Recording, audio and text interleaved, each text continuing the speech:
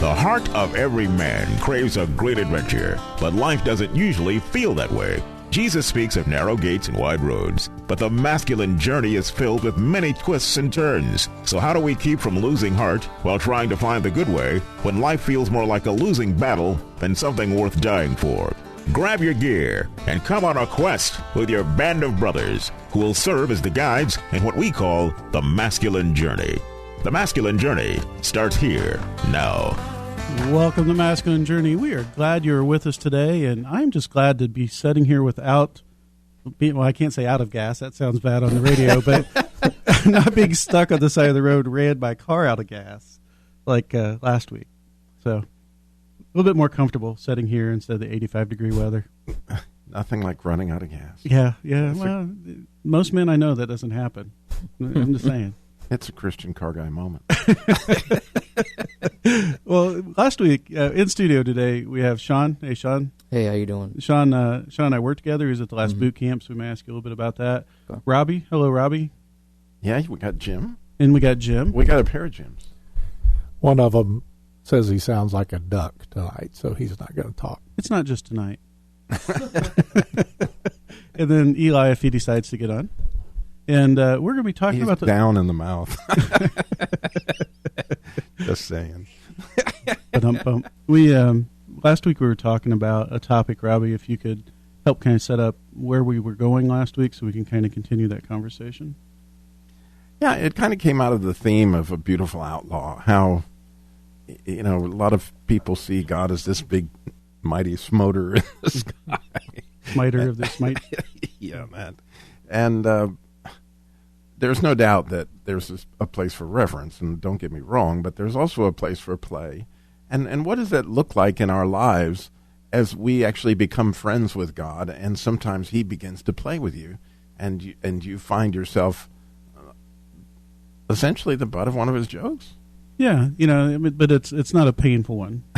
That's a good thing. It's not typically a painful one. It's a teaching moment, or just something that just makes you just out and out laugh.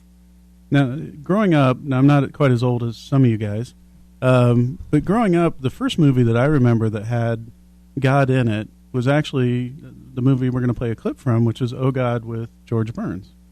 And so that was the first time I remember God having a character in a movie other than, burning bush on the type thing. And so, Robbie, why don't you go ahead and set up a little bit on this clip so we can listen to it? Yeah, it's an interesting thing. God has transitioned in Hollywood over the last 3 decades that most of the time now you'll find him is a pretty funny character.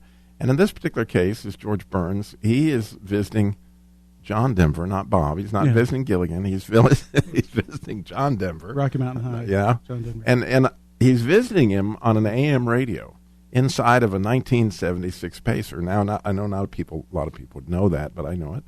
And it's amazing to me that God would show up in a Pacer like He does. But in order to enjoy the clip completely, you might note that there's a motorcycle, and you can hear that in the background. And at the end of the clip, this guy on this motorcycle is looking over at Bob Denver like, you are losing your mind. John Denver. John, not Gilligan. And the good news is, God bails him out in a funny way. He does. Jerry, you want me to talk louder? Oh, God. I thought you didn't believe in me. That's just an expression. I'm more than that, and I want you to spread the word. Me? Spread what word? That I am. I exist. That we've spoken. You want me to tell people that I've spoken with God? Yes. They'll put me away. I'm tired of all the talk that I may be dead and that I never was at all. Or that God was just particles of cosmos. Gas. I'm not gas. I found that very insulting. Do you actually expect people to believe? That's your job. But I'm just a man. I'm no Moses. What was Moses? You think Moses was born on page 1? Moses was just a messenger. My messenger.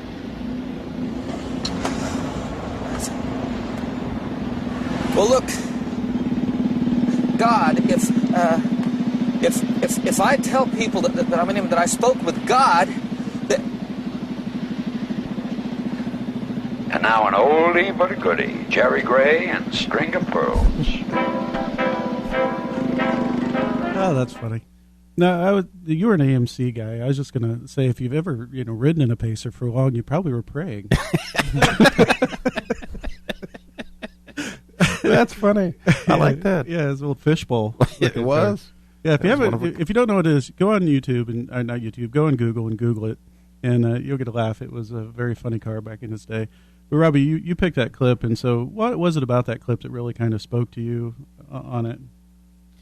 Well, this concept of playing is, and anybody that knows me knows I love to laugh, and the sense of God playing like that, and realizing that sometimes He shows up in really strange times and places, and has strange requests, and it's like that, and you can find yourself just laughing at, wow, how did I get here?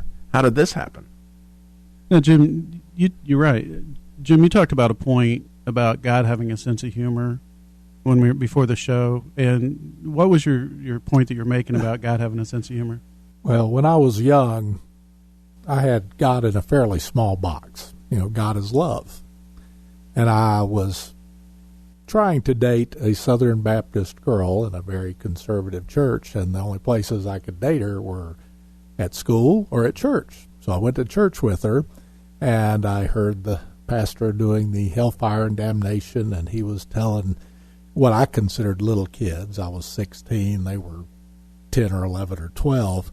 Now, you may be going to hell, your parents may be going to hell, your brother and sister may be going to hell, but you have to decide right now you're not. And I got furious, and I walked out of the church, and I literally swore to God I would never step foot in another Southern Baptist church. About 35 years after that, I was ordained as a Southern Baptist minister. So don't tell God what you're not going to do, because He'll figure out a way to, in a fun way, make it happen. Sean, thank you, Jim. It's funny how God makes us eat our words sometimes, especially when we say never or always or things like that. Now, Sean, I know you spend a fair amount of time around guys at work, either at work or on the weekend when you're in, what are you in? National Guard. Or National Guard, that's right. In the National Guard, would you say that guys tend to have a sense of humor? I would say so. Yeah. I would say their own type of sense of humor, yeah. Yeah, well, I'd say on a construction site, it's one type of sense of humor, and then also I'm sure in the service, it's another sense of humor. And want to just say something if you're okay with it. Yeah. Sean's going to be going to Cuba in December. He's going to be deployed to Cuba, and so if you need something to pray about coming up, at Christmas time, pray for Sean. He'll be there a year almost, right? So he'll be deployed a year. But thank you. I know you did a tour already before. But that playfulness, what is it, Sean, in your opinion, that changes in guys when they get to do something together in a playful way, playing a game or being on a team? What kind of changes that dynamic of that relationship? It brings you extremely closer and extremely strong with each other. Especially overseas, it was... And if you've ever been overseas, you would know something of the sort. You find a strength with somebody that you would have never thought you would have been with. You find a brotherhood with somebody that you would have never even thought would have been the one that you could play around with and joke around with, and years later talk about, hey, you remember when you did this, and you remember when we did that? Yeah, that was probably stupid, but we did it anyways. And you find a lot of humor, and then with that you find a lot of grace in that, because you think, well, we did that, we probably shouldn't have, but thank God that He was there with us, laughing at us and saying, I'm going to show you later on why you shouldn't have done that. Yeah, go ahead. Oh, no, it brings that camaraderie together. So why do you think God likes to have a sense of humor with us, Robbie? If He knows it brings guys together, would it bring us closer to Him? Well, that's the idea of being friends with God, is that, wow, he put that there. So, the perfect example was last week was National Day of Prayer. And I was scheduled to pray at Jim's church at the bridge. And so I start praying. Now realize this is the Christian car guy, and he's praying while he's driving. And you have your eyes open, right? And it was very similar to the Bruce Almighty clip we used a few weeks ago, where I was like, God, what do I pray about? Because all I could think about was Miss America prayers, world peace, and this, what do you care about, Robbie? What do you really care about was what the Holy Spirit was saying. Okay, well, what I really care about is that I really care about grace, and I just want people to know what it means to be your favorite, and I'm going to this place, and I'm really just going wild with him and talking about grace. And about this time, these 3 cars pull over behind me, and they're obviously in a big hurry. The one right behind me is flashing his lights. The third one behind me is honking his horn. And, of course, I'm going the speed limit. Oh, yeah, you got to. At least that's what you tell us. No, he does. He does. I don't. And I am, and the road rage is beginning to rage. And I'm like, what in the world? And, of course, I'm still praying, but I'm losing it, and God apparently is paying attention to all this. Well, I pull over and let these 2 guys go by, and I turn at the light, and another car comes up, and the same exact thing. This guy's honking his horn, flashes his light. I was like, man, what is this? Some kind of butthead convention or something? And I realized all of a sudden as I came about another quarter mile that it was like 5 minutes to 7, and these people were all late for work. Oh. And immediately, I just saw what God had, you want grace, Robbie? Here's some opportunities. He knew how angry I was. It was like, okay, you get it? You get it? Here's your struggle. And yet, it was just hilarious. And I laughed all the way to Moxville. Jim, tell me about another time, if you can think of one, when God kind of had that playful spirit with you, or kind of was almost joking in a way.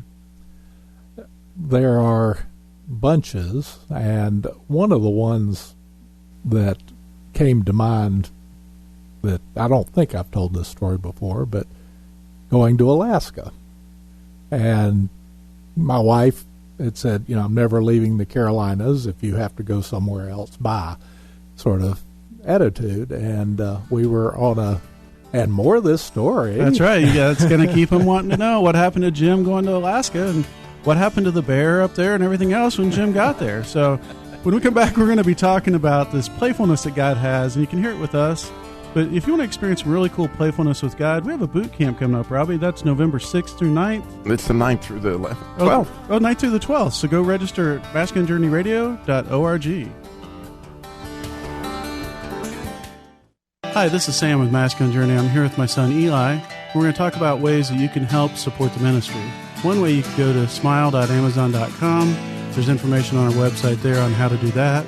Then you can go to facebook.com, where you can click the donate button, or you can go to masculinejourneyradio.org. Once again, look for the donate button. Or if you want to mail something in, mail it to P.O. Box 550, Kernersville, North Carolina, 27285. Sam, this November boot camp could literally change a lot of men's life. I talked to a lot of men. They say they don't know what their place is in the grand scheme of things. They don't know how to behave as Christian men. God designed us for freedom, and it's coming up at this boot camp. It is. Go to masculinejourneyradio.org to register now. Just $169 early bird pricing for 4 amazing days. Go to masculinejourneyradio.org. Register now. Well, she got her daddy's car and she cruised to the hamburger stand now. See, she forgot all about the library like she told her old man now. And with the radio blasting, goes cruising just as fast as she can now. And she'll have fun, fun, fun till her daddy takes a T-bird away. Wow, no one sang. I thought somebody would definitely sing now. If Dennis was here, we'd have to pull him away from the mic. It took all I could not to. Yeah, well, that's a playful song. Yeah, that's the point. You even know who that was, Sean? The Beach Boys. Some boys. Yeah, Beach Boys. Some boys. That was another group, I'm sure. They were boys. But, Jim, when you left us, you were talking about Alaska, so we got to figure out what happened. We went on a cruise there, and as soon as I got there, I said, this is home. This is heaven on earth. And we were in Skagway in a little Presbyterian church, which was open. Nobody was there. But Carolyn and I went in, and we're looking at the hymnals, and suddenly Carolyn starts crying. And I'd already decided, God wants us here. And I wasn't sure that was God. I thought it was me because I wanted to be there. But Carolyn started crying. I said, "What's wrong?" He said, "God wants us to come to Alaska." And I just started breaking out laughing because he works in ways like that do strike us as humorous. One of the do I get to keep talking? One thing that I discussed with somebody this week that has happened to me so many times, and maybe the rest of you have experienced it, but I'll have so many things go wrong, and it gets frustrating, and you get upset, and then finally that last thing goes wrong, and you kind of say, "God, really?" And it becomes funny and takes all of the burden of that away. It's funny how you said that. I have the lack of patience. I know that everybody in here but Eli probably can't hardly believe that, but I have a real lack of patience. Thank you for not commenting, Robbie. That was discretion. That was good. But I was on my way here, and I stopped by the house to let the dog out, and was trying to find the treats for the dog. And I'm looking, we got these wire shelves, and I'm looking and looking and looking. It's a huge box. I'm like, "Are you kidding me? How am I not seeing this?" The more frustrated I got, the harder I looked. And then I saw it, and I realized, okay, God, you're just helping me work on this frustration. It was literally right in front of me. I was looking to one side, looking to the other. I felt like a horse, kind of had the blinders on and couldn't see it. You got a big nose. Yeah. I do have a big nose, so, maybe that was part of it. But for me, that was just humorous because I need to have more patience. And it's always with little things like that, typically, is where it really gets me. It's not some of the big things that may happen at work or happen in life. Those happen, and you say, well, that's life. It's just all those little inconveniences that drive me nuts. And so God continually finds opportunities to help me try to get better at that. Yes, Jim? I can't stand not bringing this up because it's funny. You're talking about your long nose and being patient. In Hebrew, long nose is the word for patient. So God has a long nose, too. Wow. Well, I could go a lot of places.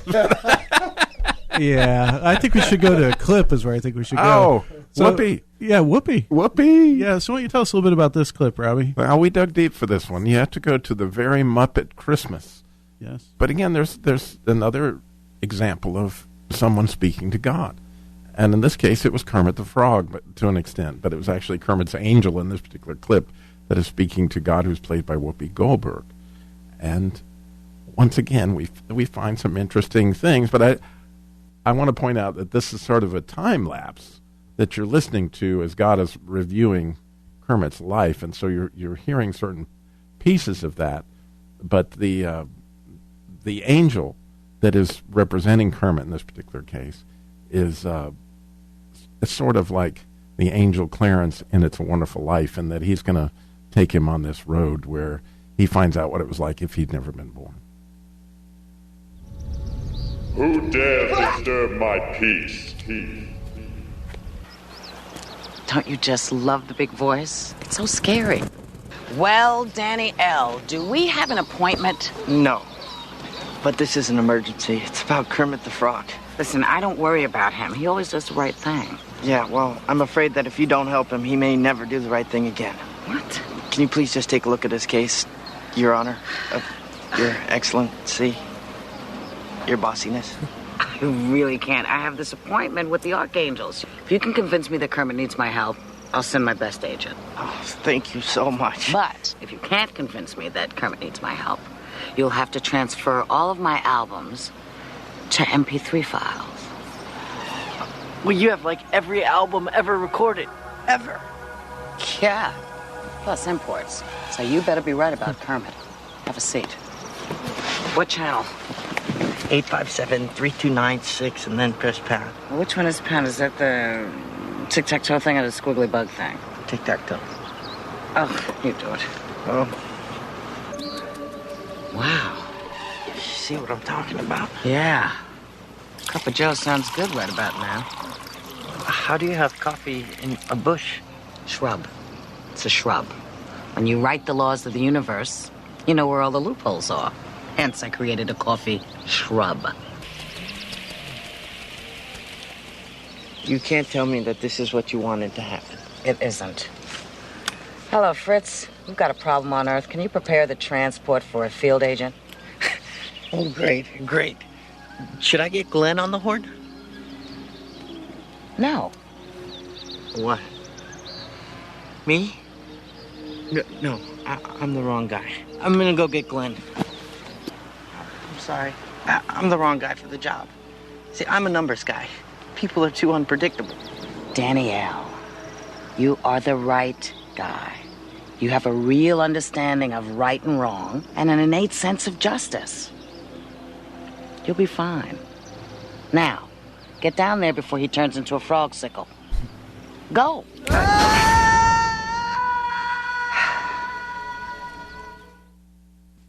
So, Robbie, that's definitely a different version of God. But still, you get to hear the playfulness, the coffee shrub. I'd love to have a coffee shrub. Mm-hmm. Yeah, she's playful and obviously not taking offense to the boss, statement. And there's a sense of, wow, I could be friends with this God. Yeah. And I think therein lies the opportunity for intimacy that is available in prayer that I think is a critical aspect of my relationship with God. At boot camps, when we do on Sunday, and most boot camps who do this, the talk on the masculine journey, it talks about when you get to be a sage, you see God differently. You're friends with God. But it doesn't have to wait until you're that age. That's just a lot of times because people have lived enough life that they finally it's wore them down to where they say, now I get it, God. It's offered to me at almost 54 and Sean at 27, and everyone out there that it just how we see it. And there's something to learn here, I think, as far as men in general have a need to play because we're in the image of God. And our wives would really, really like it if we played more or found some way that they felt like they were involved in the play thing. And I was telling you about this in the show that Tammy, I found out about Shimley, which is see how much I love you. If you take the letters, it's SHMILY. And this old couple I heard about that they would write it in the dust in the mantle and they would write it all over the place. And she actually unrolled a whole roll of toilet paper and put it on the last sheet, which I think is hilarious. I mean, that's playing. That's fun. And it went so far as he wrote it on her casket because that was the way that they played. And I told Tammy about it, and I could just see her eyes light up like, wow, that's cool. Well, the next morning, we use Sweet and Low, and I took a toothpick, and I spent a lot of time to create this beautiful Shimley. And ever since then, I mean, she just lit up like, wow, that is cool. It's been really, really fun to sit there and do that and have a place of, playing, even if, it's kind of stolen from somebody else's idea. Now I understand what it meant when you sent it in the email to me.